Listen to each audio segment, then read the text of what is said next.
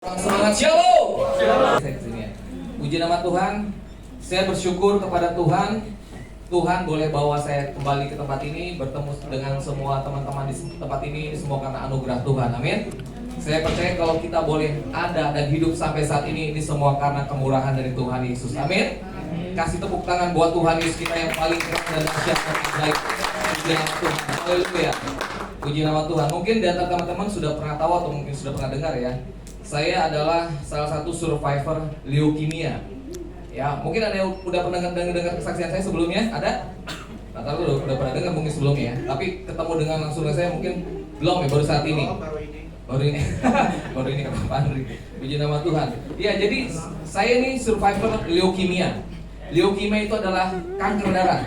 Nah, ya, jadi kalau kanker darah itu sebenarnya kanker tuh ada berbagai macam jenis. Nah, kalau kanker darah itu dia tidak ada stadium, ya, tidak ada stadium. Jadi hanya ada jenis di dalam kanker darah ini. Mungkin kalau saya boleh tanya, ada di antara teman-teman yang profesinya sebagai dokter, ada nggak di sini? Dokter.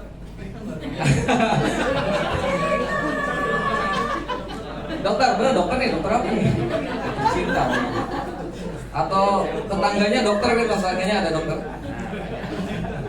Ya, jadi saya adalah pasien survivor leukemia. Jenisnya adalah CML atau chronic myeloid leukemia. Nah, jadi saya jelaskan dulu ya. Jadi dalam kanker darah itu ada 3 jenis besar. Itu AML, acute myeloid leukemia, ALL, acute lymphocyte leukemia, dan yang terakhir itu CML, chronic myeloid leukemia. Nah, saya terkena yang di CML. Nah, apakah ketiga jenis ini berbahaya? Sangat berbahaya.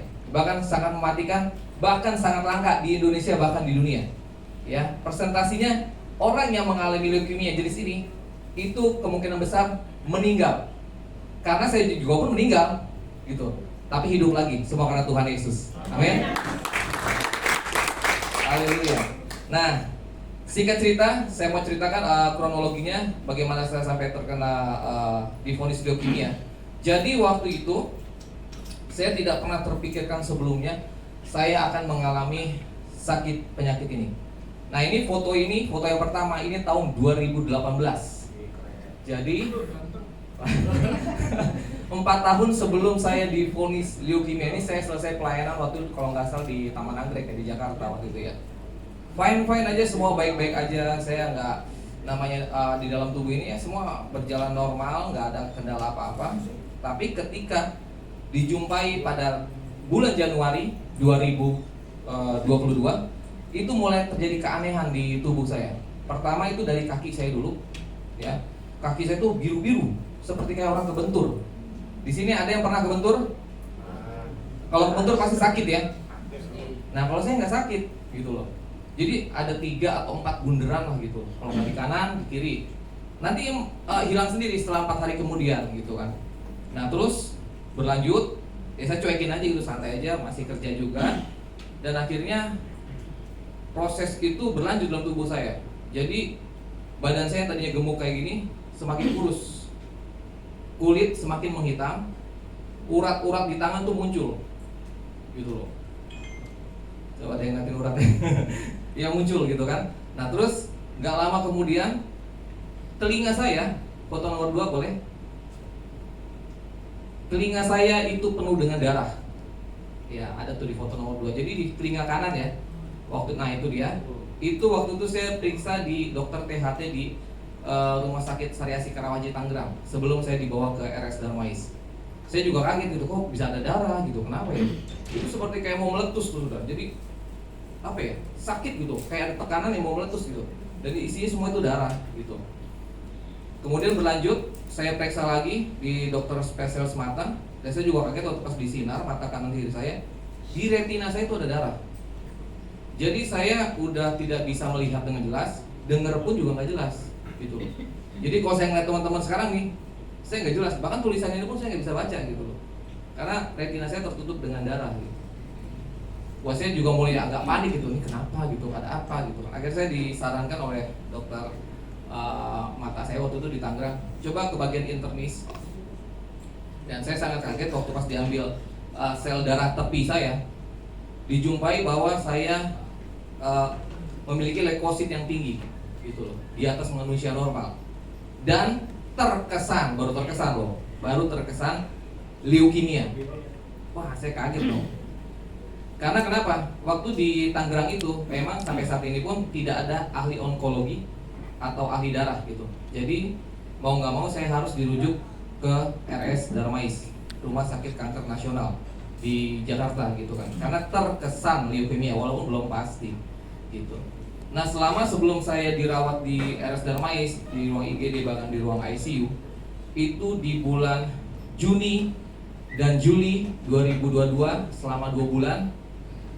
Coba boleh foto selanjutnya nomor 3. Itu saya di salah satu gereja. Nah, ini cabang WTC yang di Bekasi ya waktu itu ya.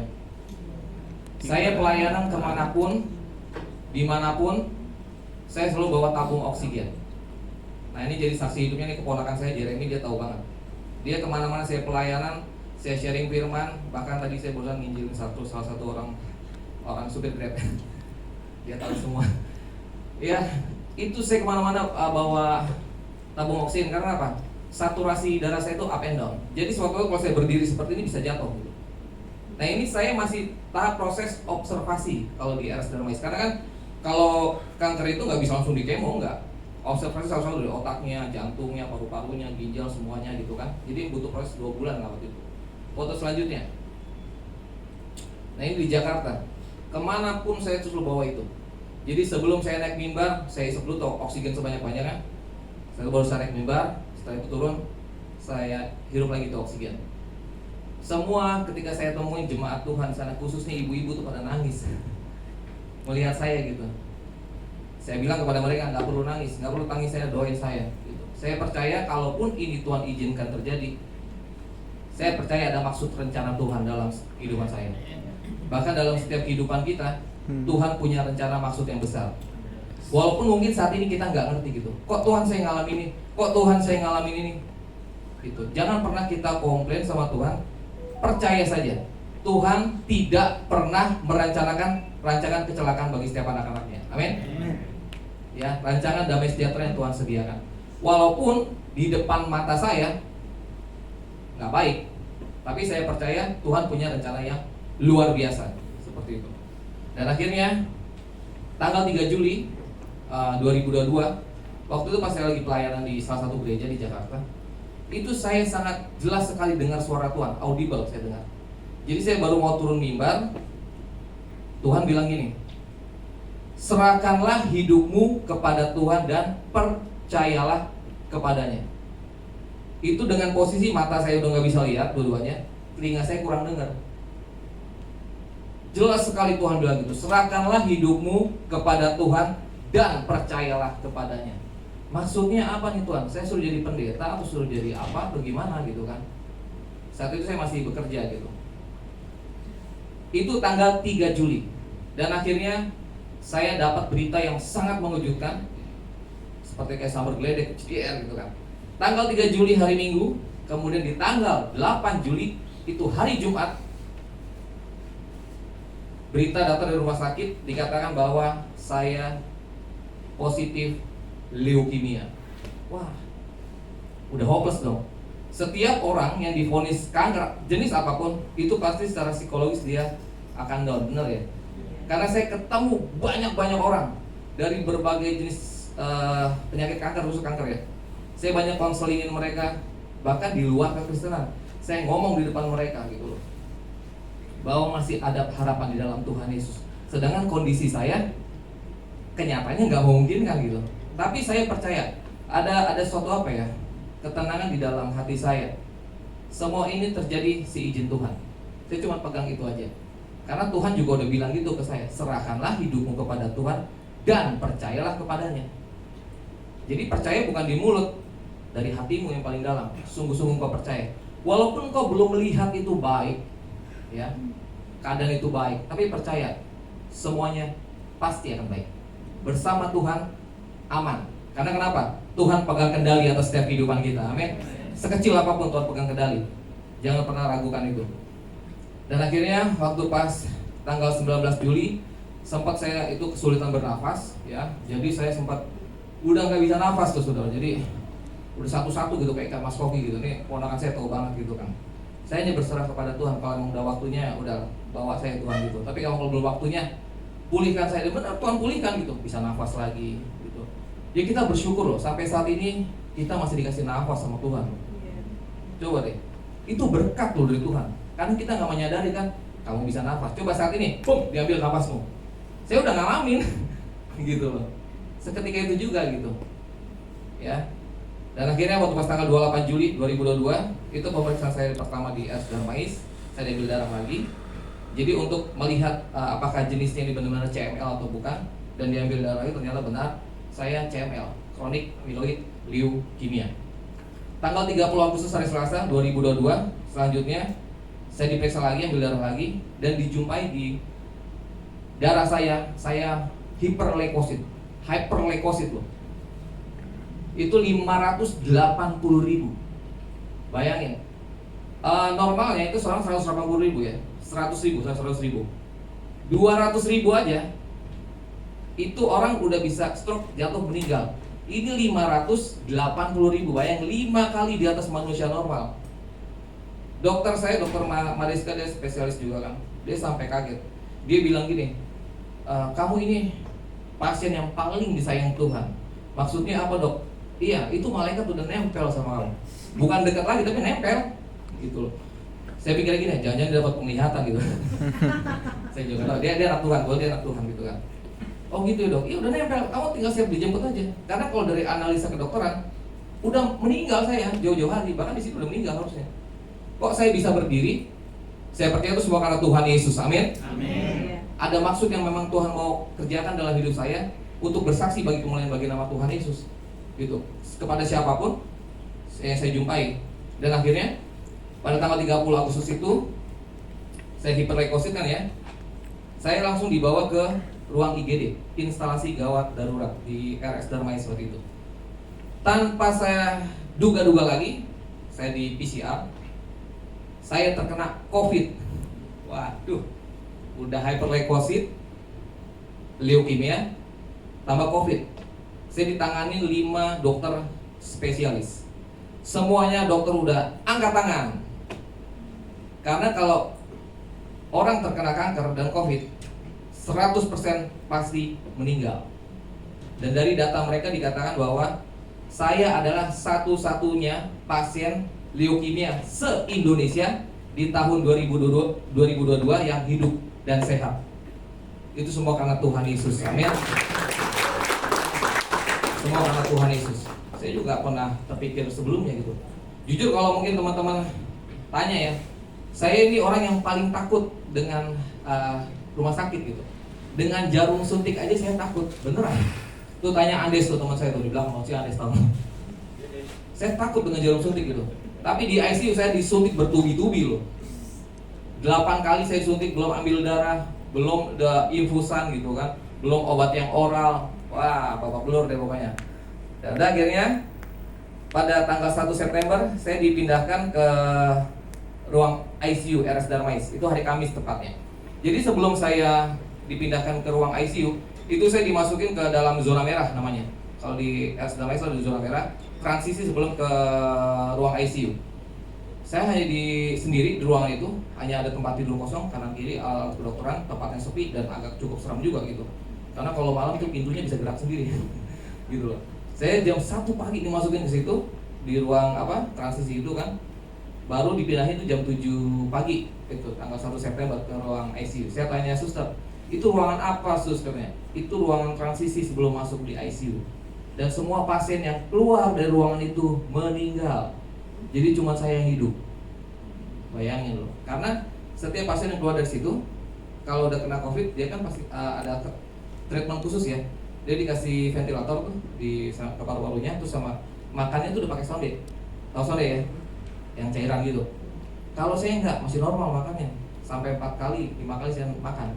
Puji nama Tuhan. Itu semua karena Tuhan. Karena waktu pas sebelum masuk di IGD itu saya doa sama Tuhan. Cuma minta doa sama Tuhan. Jangan bikin kepala saya pusing, jangan bikin saya mual. Dan itu Tuhan genapi, gitu loh. Saya nggak pusing, saya nggak mual, makan normal. Sampai pasien yang lain semua pada ngeliatin saya, dokter jadi bingung. Ini orang sebenarnya sakit atau enggak, padahal darahnya sakit. Sakit saya, gitu loh. Saya makan sampai 4 kali nih, tahu nih si Jeremy makan itu. 4-5 kali saya makan tuh. Karena kan tahu sendiri ya, cili saya kalau makan di rumah sakit dikit ya isinya. Kurang saya. Minta nambah gitu. Beneran itu. Aneh kan? Gitu.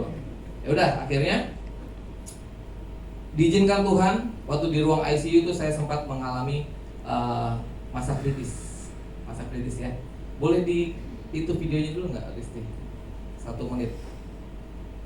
Ini karena banyak yang minta juga waktu saya kesaksian, Kak Agung tolong itu videonya dong yang di ruang ICU gitu. Ini dari YouTube saya ya. Udah subscribe belum? Sudah ya.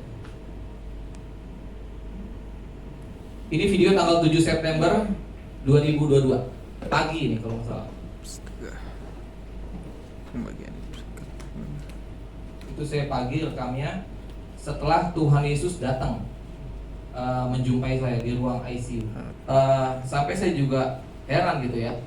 Saya udah keliling kemanapun, ya,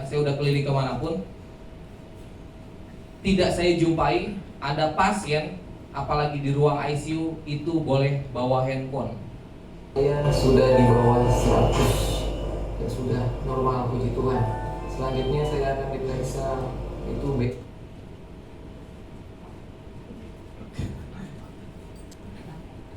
mau diulang ya? Oke. Baik teman-teman, ini adalah hari terakhir aku di ruang ICU. Puji Tuhan karena dukungan doa semua teman-teman. Hari ini dinyatakan saya negatif COVID. Jadi saya dipindah ke ruang perawatan biasa dari ICU ke ruang perawatan biasa. Jadi saya sudah negatif COVID per hari ini dan leukosit saya sudah di bawah 100. Sudah normal, puji Tuhan. Selanjutnya saya akan diperiksa itu BMP.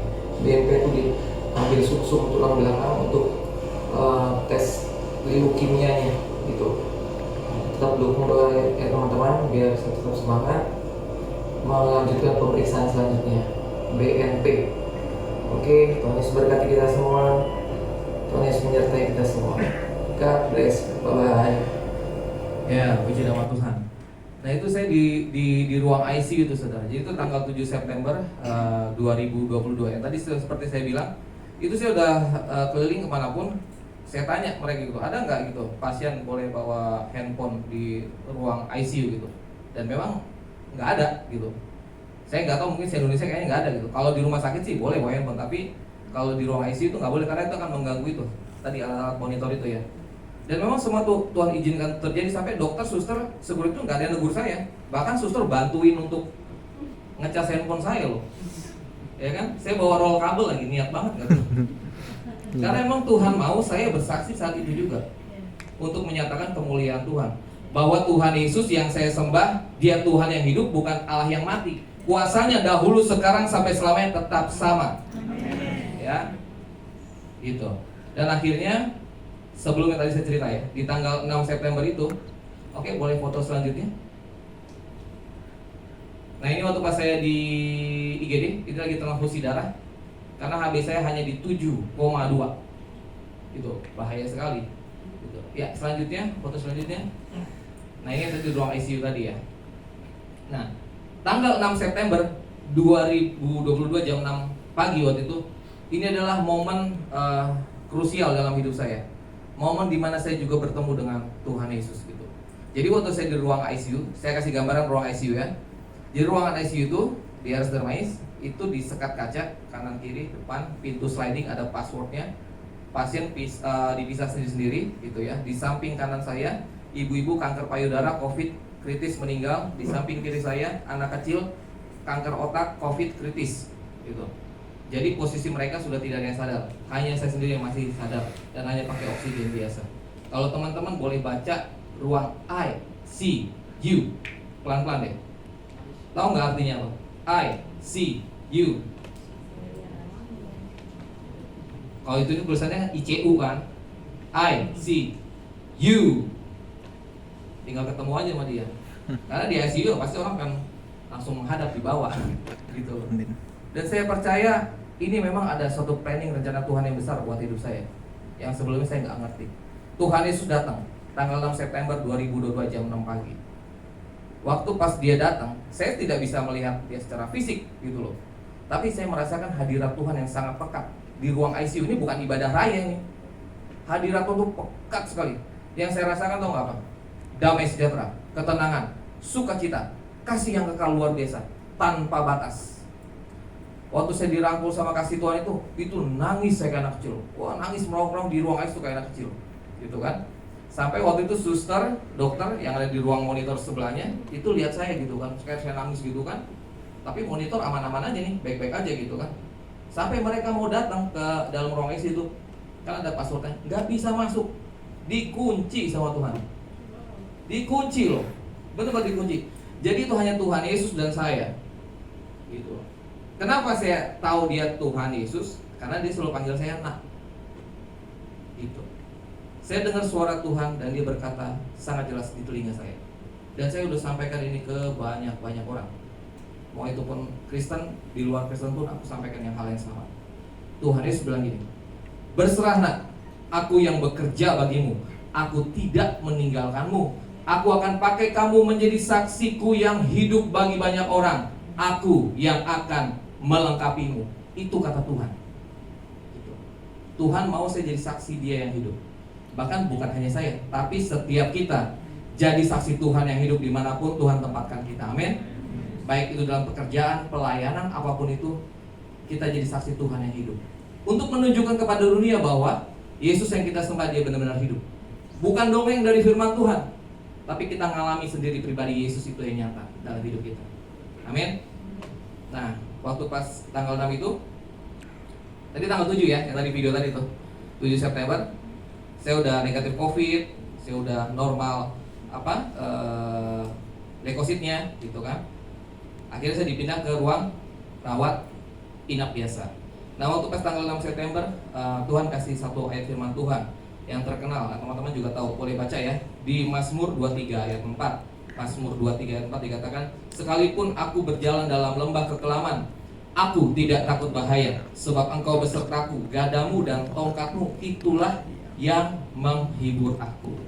Ya, kalau sebagian bahasa Inggris dikatakan through I walk through the valley of the shadow of the death. Jadi kita hanya melalui lembah bayang kematian, kita nggak tinggal di dalamnya gitu. Jadi kalau misalnya teman-teman dalam hidup ini sedang mengalami lembah kekelaman dalam kehidupan, baik itu masalah keluarga, ekonomi, kesehatan, percaya engkau nggak selamanya di situ. Ya, Tuhan bawa kita keluar. Tuhan izinkan itu terjadi, kita melaluinya bersama dengan Dia. Dan Tuhan Yesus yang kasih kekuatan buat setiap kehidupan kita. Jadi jangan pernah takut, jangan pernah khawatir, jangan pernah bimbang. Tuhan pegang kendali atas segalanya. Dan akhirnya pada tanggal 8 September 2022 itu saya dilakukan pemeriksaan BMP. Tapi sebelum BMP itu saya dilobangi dulu sini nih dadanya. Foto selanjutnya ada nggak? Nah itu dada saya dibolongin tembus sampai ke jantung. Ya. Itu tindakan kedokteran namanya CVC atau Central Vena Catheter. Tujuannya apa? Untuk kemoterapi gitu. Untuk kemoterapi. Dan waktu itu Dr. Eric yang melakukan prosedur kedokteran ini itu sempat pendarahan waktu jam setengah 12 malam. Oke, foto selanjutnya. Nah, itu tangan saya hancur ya. Itu akibat hyperleukosit, bukan hypergrace ya. Hyperleukosit. Itu tangan saya seperti kayak dicambuk kayak Tuhan Yesus ya. Ini teman-teman kalau melihat tangan saya, tangan kiri ya nih, lihat nih. Susah nih. Tuh, udah bersih. Ya. Tadi tangan saya juga bengkok gitu. Tapi udah bersih, itu semua karena anugerah dan kemurahan Tuhan. Itu sakitnya luar biasa loh. Itu sampai ke sini, sampai separuh badan saya gitu. Sakitnya luar biasa. Dan puji nama Tuhan, akhirnya Tuhan pulihkan. Karena waktu itu sempat saya disuntik painkiller. Dosis 1 nggak mempan, dosis 2 nggak mempan, terakhir disuntik morfin. Oh morfin? Buat mabok. Saya disuntik morfin gitu. Mana dosisnya kalau kedokteran? Nggak mempan gitu loh. Dan akhirnya waktu pas itu saya sempat habis ini, sebelum ini, itu memang saya mengalami masa kritis yang amat sangat gitu. Jam setengah 3 pagi itu jam setengah 3 pagi, tanggal 5 September 2022. Jadi itu saya udah gemeteran badan, udah demam tinggi. Jadi saya udah nggak sadar. Akhirnya terjatuh handphone saya. Saya udah voice note keluarga. saya bilang sama Tuhan, kalau memang ini waktunya Tuhan saya kembali kepadamu, saya kembali. Tapi kalau belum waktunya, pulihkan dan sembuhkan saya kembali. Dan itu ternyata makin tambah sakit gitu. Saya udah nggak sadar, saya sudah melihat dunia di sana gitu kan, dan dunia di sini sekarang gitu, karena saya sudah dinyatakan meninggal ya. Kakak ipar saya tuh bapaknya Jeremy sudah tanda tangani surat kematian dan memang udah meninggal gitu. Dan puji nama Tuhan hidup lagi hidup lagi karena memang Tuhan Yesus mau ketemu sama saya gitu loh, tanggal 6 September itu. Dan akhirnya karena harus ada pemeriksaan selanjutnya yang tadi saya bilang BMP, foto selanjutnya ada, foto selanjutnya saya lagi dulu. Nah itu BMP, ini di ruang rawat inap biasa udah ya. Jadi ini sumsum tulang belakang saya dibolongin. Ini sebenarnya saya ada fotonya, cuman agak kurang etis gitu ya. Dibolongin, pakai jarum yang cukup besar, dimasukin alat, di anestesi dulu daging saya, gitu kan. Karena kalau tulang itu kan tidak bisa di anestesi atau dibius ya. Ya, jadi diambil 5 cc, dimasukin jarum yang gede, tulang belakang saya itu dicungkil, pakai spatula. Mau tahu rasanya gimana? Ngilu coy, ngilu banget loh. Itu sampai gemeteran gitu kan. Tapi sekali lagi saya boleh berani melalui semua ini semua karena Tuhan Yesus, bukan karena saya. Kalau saya ditanya, kok bisa berani Kagum? Enggak, gue juga takut gitu kan. Tapi semua karena Tuhan Yesus gitu. Nah setelah diambil BMP ini, akhirnya hasilnya keluar, memang benar saya adalah positif CML.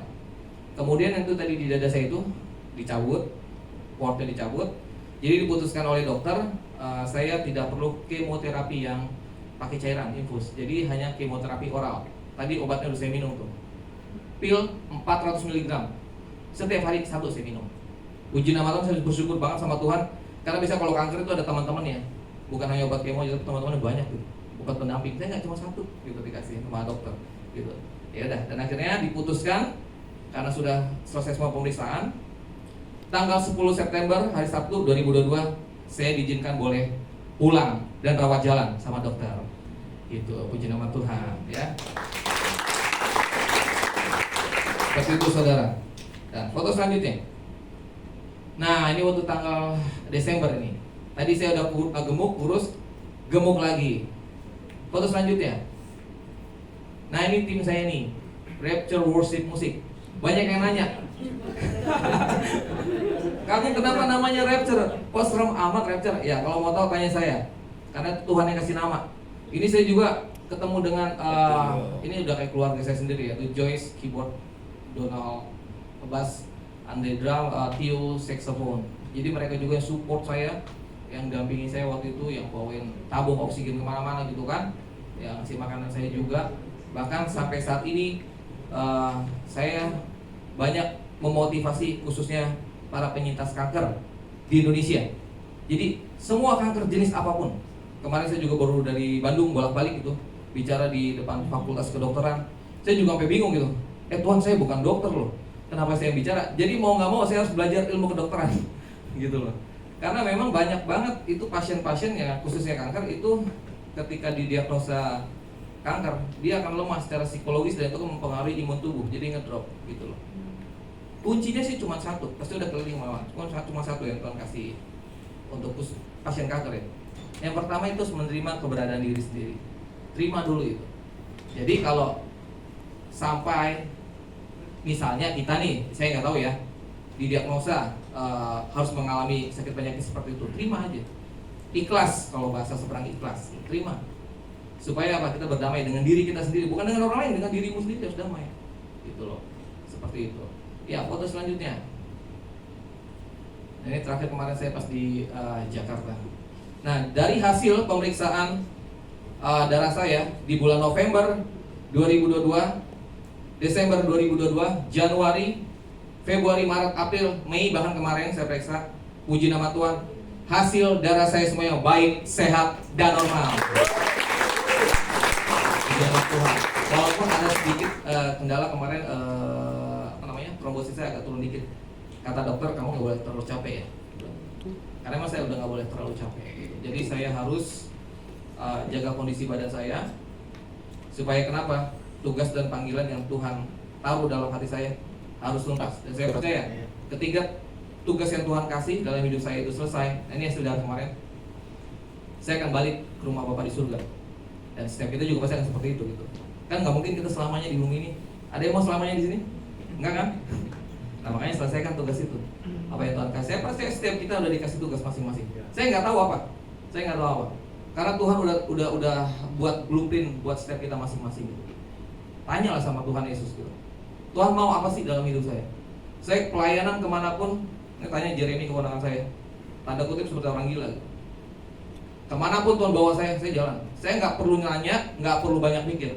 Karena kalau kita dalam melayani Tuhan, lu banyak nanya, mikir, lu nggak jadi melayani Tuhan. Benar nggak? Kalau dipertimbangkan dengan logika, oh tadi gimana tuh gimana? Gak usah mikir, jalan. Kalau mau Tuhan suruh jalan, seperti itu. Dan saya lakukan itu, gitu loh. Ya, percaya bahwa Tuhan merencanakan yang terbaik bagi kita semua, bagi setiap kehidupan anak-anaknya. Beri kemuliaan bagi Tuhan itu. Amin. Demikian kesaksian saya.